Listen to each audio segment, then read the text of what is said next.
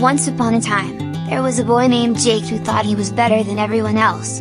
He would always brag about his grades, his sports skills, and his popularity at school. He even looked down on his friends and made fun of them when they didn't do as well as he did.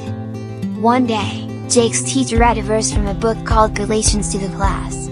The verse said, "If anyone thinks they are something when they are not, they deceive themselves."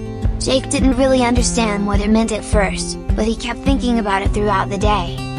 Later that week, Jake's soccer team lost a game, and he didn't play very well.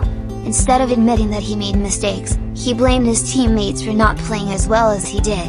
Jake's coach overheard him and reminded him of another verse from a book called 1 Peter. The verse said, "All of you, clothe yourselves with humility toward one another, because God opposes the proud but shows favor to the humble." Jake finally understood what these verses meant. He realized that he was being proud and that he needed to be humble and admit when he was wrong.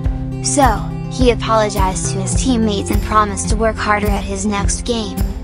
From that day on, Jake made a conscious effort to be humble and not think too highly of himself.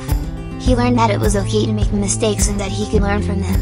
He also learned to appreciate his friends and treat them with respect and kindness, even when they didn't do as well as he did. Jake's friends noticed the change in him and started to look up to him as a leader.